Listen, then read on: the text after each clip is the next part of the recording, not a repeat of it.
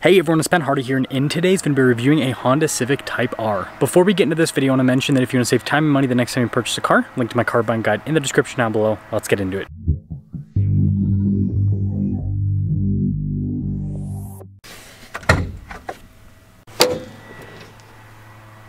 Under the hood, we have a turbocharged 2-liter 4-cylinder that goes through a 6-speed manual transmission. Fuel economy is 22 around town and then 28 on the highway, with power outputs being 315 horsepower and then 310 pound-feet of torque.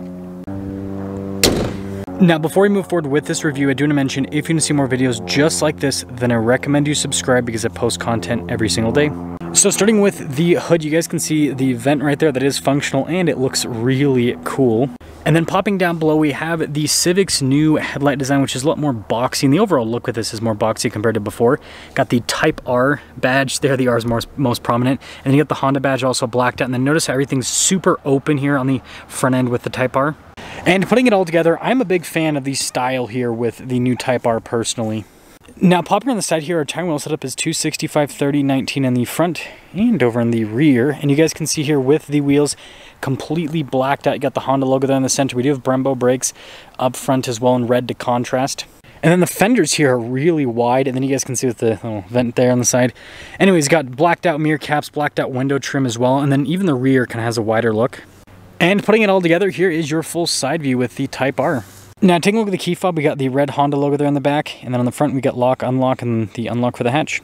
And speaking of hatch, you guys can see that the Type R is a Civic hatchback. So notice we've got the little built-in cargo cover from the factory.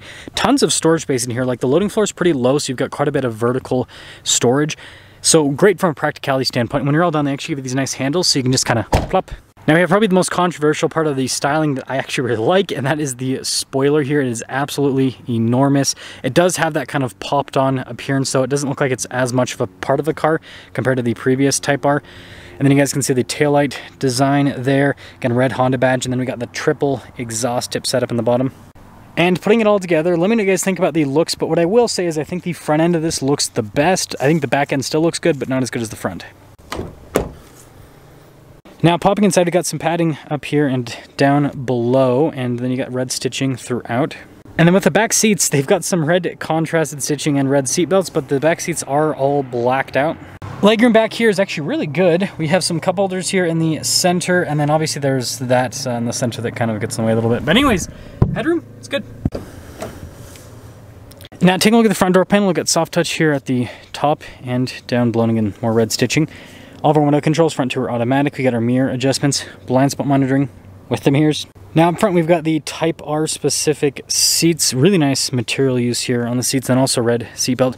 Seat is manually adjustable. Then you guys can see the 3-pedal layout. We also have this for the stability control. It's for the safety tech. And I love the vents here on the Civic. Also, the whole dash is soft touch, which is nice.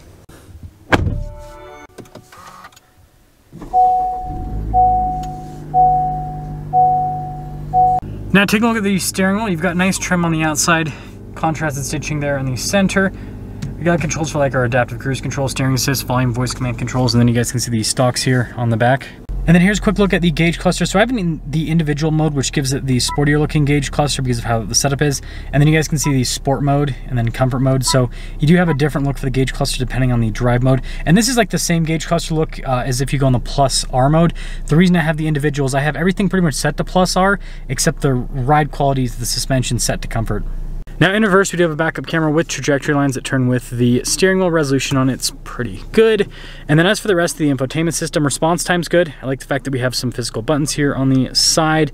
Other than the fact that it's smaller compared to other, modern infotainment systems, and it's kind of plopped onto the dash.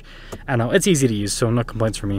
Of course, we got the mega vent, is what I like to call it, and then you guys can see Type R there on the side.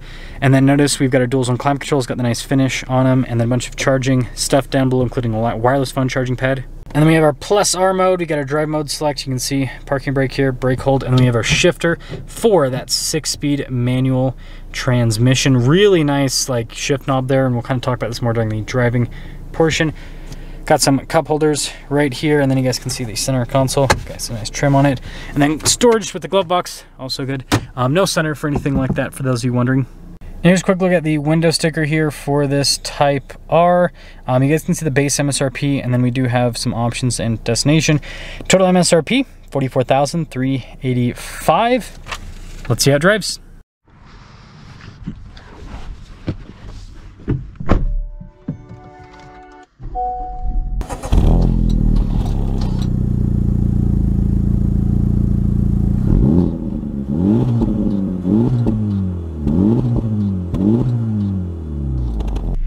Well, let's talk about visibility before we set off. Here's visibility over the hood, both the mirrors, do a blind spot monitoring throughout the rest of the rear, and let's set off. So we are setting off in the Civic Type R. Now, like normal, when we go through this road, we're going to take it slow on the way in, just to kind of scout things out and get a feel for a car and kind of talk about the daily drivability, and then on the way back out, we'll go a little bit quicker and kind of push the car more. But first off, when it comes to daily drivability, I just recently had the new Integra Type S as a demo, and I can tell you the Civic Type R is not as comfortable as the Integra Type S. Like, you can tell the difference. The Integra Type S has more sound deadening, suspension's a little bit more comfortable. It is more of a luxury car. I don't think that's all good, and I'll kind of talk about that a little bit later. But aside from the Integra Type S, the Civic Type R is still actually a really comfortable daily driver. Like, it's not as comfortable as the Integra, but it's really good. Now, aside from the daily driver stuff, in terms of fun factor, it kind of reminds me of the Miata to an extent, where you don't have to go fast to have fun, because the steering's really good, the transmission's really good as well. So just kind of going through the gears a little bit here and there, it's fun. It's a really fun car to drive overall. Also, the shifter head keeps coming loose. I don't know if it's because this is a journalist car, but yeah, that's been a little bit annoying, but the weighted feel of it's really good. And again, it's so notchy into the gates. I think that's another really cool part of it. But yeah, so it's a good daily driver. It's comfortable. These seats, although they're really aggressive bucket seats, they're very comfortable.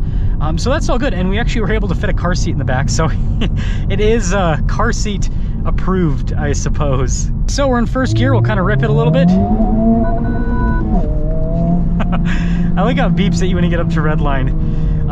But yeah, I mean, this engine's for a 2-liter 4-cylinder. It's pretty fun. It sounds pretty good. Now, some of that might be piped in audio. It's kind of hard to tell. Automakers are getting better at the piped in audio stuff, but regardless, it sounds pretty good. Now, the gearing with the Civic Type R is actually pretty long. So like with this road, for example, we're pretty much just going to be in second gear. So there's not a lot of manual transmission action. And that seems to be kind of like a hallmark of a lot of modern track cars. But the handling's really good.